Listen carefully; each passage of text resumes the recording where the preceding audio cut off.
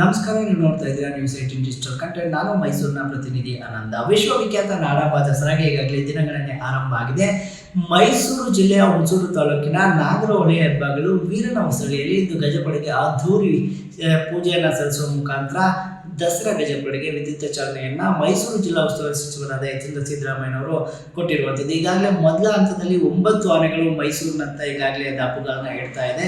ಮತ್ತೊಂದು ವಿಶೇಷ ಅಂದರೆ ಕಳೆದ 20 ವರ್ಷಗಳಿಂದಲೂ ಕೂಡ ಮೈಸೂರು ದಸರಾದಲ್ಲಿ ತನ್ನದೇ ಆದಂತಹ ಸೇವೆ ಸಲ್ಲಿಸಿ ವಿಶಿಷ್ಟ ರೀತಿಯಲ್ಲಿ ಹೆಸರನ್ನ ಗಳಿಸಿದಂತಹ ವೀರಾಗ್ರಣಿ ಕ್ಯೂಮಿಂಗ್ ಸ್ಪೆಷಲಿಸ್ಟ್ ಹಾಗೂ ಕಾಲಾನೆಗಳ ಪುಂಡಾಟಿಕೆಯನ್ನ ಇಳಿಸುತ್ತಿದ್ದಂತಹ ಅಭಿಮನ್ಯು ಈ ಬಾರಿ ದಸರಾದಿಂದ ದೂರ ಉಳಿದಿರುವಂಥದ್ದು. ಸುಪ್ರೀಂ ಕೋರ್ಟ್ನ ಗೈಡ್ಲೈನ್ಸ್ ಏನಿದೆ, ಆದೇಶ ಏನಿದೆ, 60 ವರ್ಷ ಮೇಲ್ಪಟ್ಟ ಆನೆಗಳನ್ನ ದಸರಾಗೆ ಕರ್ಕೊಂಡು ಬರೋದು ಬೇಡ, ಯಾವುದೇ ರೀತಿಯಲ್ಲೂ ಅದರಂಥ ಭಾರವನ್ನು ಹೊರಿಸುವಂಥ ಕೆಲಸಕ್ಕೆ ಅದನ್ನ ಯೂಸ್ ಮಾಡ್ಕೋಬಾರ್ದು ಅಂತೇಳಿ ಆದೇಶವಿತ್ತು. ಆ ಹಿನ್ನೆಲೆಯಲ್ಲಿ ಈ ಬಾರಿ ದಸರಾದಿಂದ ಅಭಿಮನ್ಯುಗೆ ಗೋಕರ್ಣ ಕೊಡಲಾಗಿರುವಂಥದ್ದು. ಆ ನಿಟ್ಟಿನಲ್ಲಿ ಕರ್ನಾಟಕದಾದ್ಯಂತಲೂ ಕೂಡ ಅಭಿಮನ್ಯುಗೆ ಸಾಕಷ್ಟು ಕೋಟ್ಯಾಂತರ ಮಂದಿ ಅಭಿಮಾನಿಗಳಿದ್ದಾರೆ. ಅಭಿಮನ್ಯುವನ್ನ ಮೈಸೂರು ದಸರಾಗೆ ಕರ್ಕೊಂಡ್ಬಂದು ಅವನಿಗೆ ಅದ್ಧೂರಿಯಾಗಿ ಬೀಳ್ಕೊಡುಗೆಯನ್ನು ಕೊಡಬೇಕು ಅಂತೇಳಿ ಒಂದಷ್ಟು ಮಂದಿ ಅಭಿಪ್ರಾಯವನ್ನು ಪಟ್ಟಿದ್ದು. ಜೊತೆಗೆ ಈ ಹಿಂದಿನಿಂದಲೂ ಕೂಡ ಅಂದರೆ ಚಿನ್ನದ ಅಂಬಾರಿಯನ್ನು ಹೊತ್ತಂತ ಆನೆಗಳಿಗೆ ಅದು ಕೊನೆಯಾಗುವ ವೇಳೆಗೆ ನಿಶಾನೆಯನ್ನಾಗಿ ಮಾಡಿ ಗೌರವವನ್ನು ಸೂಚಿಸ್ಕೊಳ್ತಾ ಬರ್ತಾ ಇರುವಂಥದ್ದು. ಹಿಂದೆ ಅರ್ಜುನನಿಗೂ ಕೂಡ ಅದೇ ರೀತಿಯ ಮಾದರಿಯಲ್ಲಿ ವಿಧೇಯವನ್ನು ಹೇಳಲಾಗಿತ್ತು.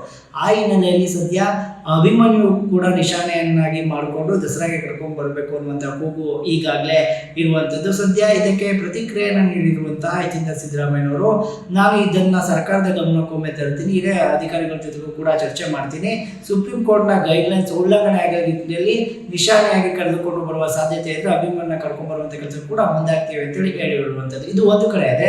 ಇನ್ನು ಗಜಪಡೆಗೆ ವಿದ್ಯುತ್ ಚಾಲನೆಯನ್ನು ಅಲ್ಲಿ ಕೊಡಲಾಗಿರುವಂಥದ್ದು. ಸುಮಾರು ಬೆಳಗ್ಗೆ 10ರಿಂದ 10:30 ಗಂಟೆಗೆ ಸಲ್ಲುವ ತುಲಾ ಲಗ್ನದಲ್ಲಿ ವಿಶೇಷವಾಗಿ ಪೂಜೆಗಳ ಪುನಸ್ಕಾರಗಳನ್ನು ಕೂಡ ಗಜಪಡೆಗೆ ನೆರವೇರಿಸಲಾಯಿತು. ಗಣಪತಿಗೆ ಇಷ್ಟವಾಗುವಂಥ 21 ಬಗೆಯ ತಿಂಡಿ ತಿನಿಸುಗಳನ್ನ ಗಜಪಡೆಗೆ ನೈವೇದ್ಯವನ್ನು ಮಾಡಲಾಗಿತ್ತು. ಗಜಪಡೆಗೆ ಆಹಾರವನ್ನು ಕೊಡಲಾಗಿತ್ತು. ಜೊತೆಗೆ ಪುಷ್ಪಾರ್ಚನೆಯನ್ನು ಯತೀಂದ್ರ ಸಿದ್ದರಾಮಯ್ಯನವರು ನೆರವೇರಿಸಿಕೊಟ್ಟರು. ನಂತರದಲ್ಲಿ ಕಲಾ ತಂಡಗಳೊಂದಿಗೆ ಡೊಳ್ಳು, ವೀರಗಾಸೆ ಇರ್ಬೋದು, ಚೆಂಡ ಎಲ್ಲವನ್ನು ಕೂಡ ಕಲಾ ತಂಡಗಳೊಂದಿಗೆ ಆನೆಗಳನ್ನು ವೀರನ ಹೊಸಳ್ಳಿಯಿಂದ ಕರ್ಕೊಂಡು ಬರಲಾಗ್ತಾ ಇರುವಂಥದ್ದು. ಇಂದು ಸಂಜೆ ವೇಳೆಗೆ ಅಂದರೆ ನಾಗರಹೊಳೆಯಿಂದ ನೇರವಾಗಿ ಗಜಪಡೆ ಅರಣ್ಯಗೊಂಡಂತ ಬರುತ್ತೆ. ಆಗಸ್ಟ್ 28ಕ್ಕೆ ಮತ್ತೆ ಮೈಸೂರಿನ ಪುರ ಪ್ರವೇಶವನ್ನು ಈಗಾಗಲೇ ಪಡ್ಕೊಂಡ ನಂತರದಲ್ಲಿ ರಾಜಬೀದಿಗಳಲ್ಲಿ ಮೆರವಣಿಗೆ ಮೂಲಕ ಅರಮನೆಯನ್ನು ಗಜಪಡೆ ಪ್ರವೇಶ ಮಾಡುವಂಥದ್ದು. ಮೊದಲ ಹಂತದಲ್ಲಿ ಬರುವಂಥ 9 ಆನೆಗಳು 28ಕ್ಕೆ ಅರಮನೆಯನ್ನು ಪ್ರವೇಶವನ್ನು ಮಾಡ್ತವೆ. ಸದ್ಯ ಇನ್ನು ಕೊನೆ ಕ್ಷಣದಲ್ಲಿ ಒಂದು ಬದಲಾವಣೆಯನ್ನು ಕೂಡ ಮಾಡಿಕೊಳ್ಳಲಾಗಿರುವಂಥದ್ದು. ಸುಗ್ರೀವ ಮೊದಲ ಹಂತದಲ್ಲಿ ಬರ್ತಾನೆ ಅಂತೇಳಿ ಪಟ್ಟಿಯನ್ನು ಬಿಡುಗಡೆ ಮಾಡಿತ್ತು. ಆದರೆ ಕೊನೆ ಕ್ಷಣದಲ್ಲಿ ಶ್ರೀಕಂಠ ಆನೆ ಮೊದಲ ಹಂತದಲ್ಲಿ ಈಗಾಗಲೇ ಗಜಪಡೆಯನ್ನು ಸೇರಿಕೊಂಡಿದೆ. ಇನ್ನು ಅಭಿಮನ್ಯು ಬಾರಿ ದಸರಾದಲ್ಲಿ ನಿಶಾನೆಯಾಗಿ ಗೌರವವನ್ನು ಕೊಡಬೇಕು ಅಂತೇಳಿ ಕೂಗಿರುವಂಥದ್ದು. ಗಜಪಯಣ ನಮ್ಮ ವಿಶ್ವಪುರ ತಾಲೂಕಿನ ವೀರ ಹೊಸನಹಳ್ಳಿಯಿಂದ ಅರಮನೆಗೆ, ಮೈಸೂರಿನ ಅರಮನೆಗೆ ಪ್ರಾರಂಭ ಆಗುತ್ತೆ. ಸೊ ಇವತ್ತು ದಸರಾ ಮಹೋತ್ಸವದಲ್ಲಿ ಯಾವ್ಯಾವ ಆನೆಗಳು ಭಾಗವಹಿಸ್ತವೆ ಅವು ವೀರ ಹೊಸನಹಳ್ಳಿಯಿಂದ ನಮ್ಮ ಮೈಸೂರಿನ ಅರಮನೆ ತನಕ ಪಯಣ ಪ್ರಾರಂಭ ಮಾಡ್ತವೆ. ಅಭಿಮನ್ಯು ಆನೆ ಏನು 25 ವರ್ಷಗಳಿಂದ ಸುಮಾರು 6 ಬಾರಿ ಚಾಮುಂಡೇಶ್ವರಿ ದೇವಿಯ ಅಂಬಾರಿಯನ್ನು ಹೊತ್ತು ಇವತ್ತು ಅದು ನಿವೃತ್ತಿ ಹೊಂದ್ತಾ ಇದೆ. ಸೊ ಹಾಗೆ ಇವತ್ತು ಅಭಿಮನ್ಯು ನಾವು ಬೀಳ್ಕೊಡುಗೆ ಮತ್ತು ವಿದಾಯ ಮಾಡುವಂಥ ಕಾರ್ಯಕ್ರಮ ಇಟ್ಕೊಂಡು ನಂತರ ಹೊಸದಾಗಿ ಬಂದಿರೋ ಆನೆಗಳಿಗೆ ಅವು ಗಜಪಯಣಕ್ಕೆ ಚಾಲನೆ ಕೊಡ್ತಾರೆ.